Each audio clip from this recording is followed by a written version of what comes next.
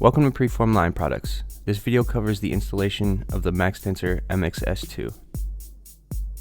Be sure to select the proper size product for the wire to be used. Start with wires that overlap. Next, find the arrows on the splice and insert the wires in the direction of the arrows. After the wires are inserted, be sure to leave 4 inches of a tail for tensioning purposes.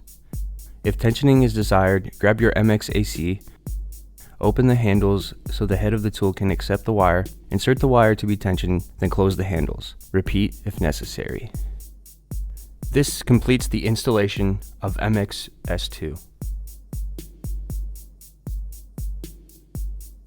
For more information, please visit preform.com.